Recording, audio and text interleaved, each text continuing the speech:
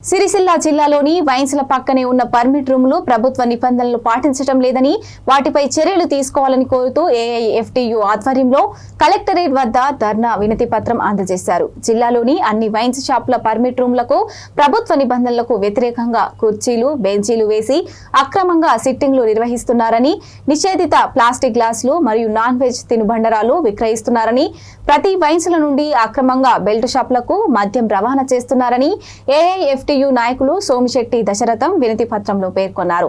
Permit రూములపై తక్షణమే చర్యలు తీసుకోవాలని, బెల్ట్ షాపులను పూర్తిగా మూసివేయాలని డిమాండ్ చేశారు.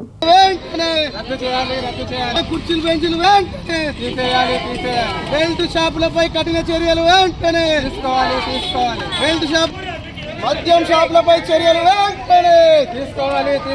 మద్యం షాపులపై చర్యలు వెంటనే తీసుకోవాలి.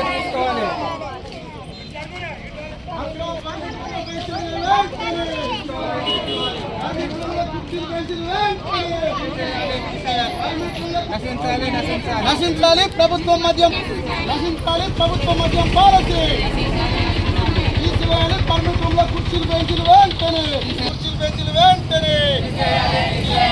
చర్యలు తీసుకోవాలి. అక్రమ సిట్టింగ్ నిర్వహిస్తున్న పర్మిట్ రూమ్లపై అక్రమ బెల్ట్ షాపులపై చర్యలు వెంటనే తీసుకోవాలి. నశించాలి ప్రభుత్వ మద్యం విధానం.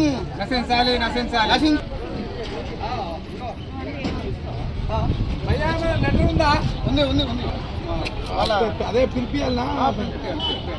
ప్రభుత్వం మద్యం పాలసీలు నశించాలి. ప్రభుత్వం మద్యం పాలసీ తీసుకోవాలి వెంటనే. ఎత్తివేయాలి పర్మిట్ రూముల్లో ఉన్న కుర్చీలు, బెంచీలు వెంటనే. అక్రమ సిట్టింగ్ చెప్పి గౌరవ కూడా ఫిర్యాదు జరుగుతుంది. కొన్న 4 రోజుల కింద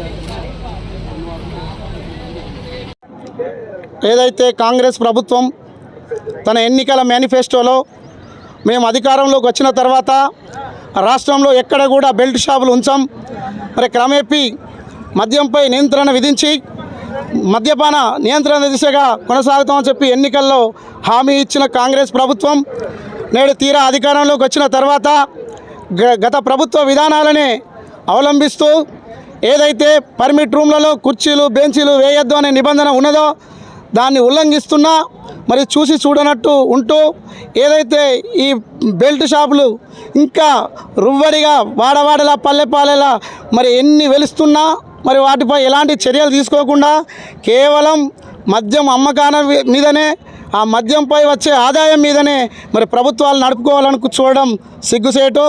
ఒక్కసారి కాంగ్రెస్ నాయకులారా ఆలోచన చేయండి. మీ ప్రభుత్వ విధానం ఏమిటి? ఈ ఎక్సైజ్ పాలసీ మీద, ఈ మద్యం అమ్మకాల మీద మీ విధానం ఏందో స్పష్టంగా తెలియజేయాలి. మీరు ఎన్నికల ముందు ఏం మాట్లాడారు, ఇప్పుడు ఏ విధంగా వ్యవహరిస్తుర్రు?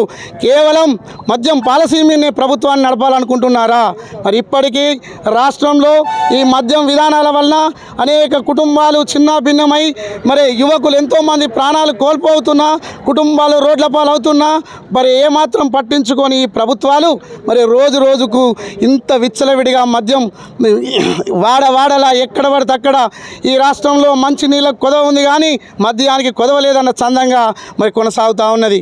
ఏదైతే మద్యం వ్యాపారులంతా కూడా ఒక సిండికేట్గా ఏర్పడి మరి వారు నెల ఎక్సైజ్ ఆఫీసర్లకు మేము ముడుపులు ఇస్తున్నాం, మా ఇష్టాను రీతిలో మేము వ్యాపారం కొనసాగిస్తాం, మేము ప్రభుత్వం నుంచి లైసెన్సులు పొంది ఉన్నామని చెప్పి ఒక రుబాబుతోని వాళ్ళు ఆ వ్యాపారులంతా కూడా కూడి ఒక సిండికేట్గా తయారై మరి ఏదైతే పర్మిట్ రూమ్లలో మరి నిలబడి తాగిపోవాలి, అక్కడ నాన్ వెజ్ తినుబండారాలు అమ్మకూడదు, ఆ ప్లాస్టిక్ గ్లాసులు నిషేధం, మరి ఆ కుర్చీలు, బెంచీలు వేసి అక్కడే కూర్చుండేటట్టు మరి ఉంచకూడదని నిబంధనలన్నిటిని కూడా తుంగలో దొక్కుతూ ఏదైతే ప్రభుత్వ అండదండలతోని ఆ వ్యాపారులు ఇంత విచ్చలవిడిగా వ్యాపారం చేస్తుంది. దీనికి ప్రధాన కారణం ప్రభుత్వ నిబంధనలు మరి కఠినంగా వాళ్ళు ఇంప్లిమెంట్ అయ్యేటట్టు చూడకపోవడమే. మేము చెప్తా ఉన్నాం, ఈ 2 రోజుల్లో కనుక పర్మిట్ రూముల్లో ఉన్న కుర్చీలు, బెంచీలు తీసివేయకపోతే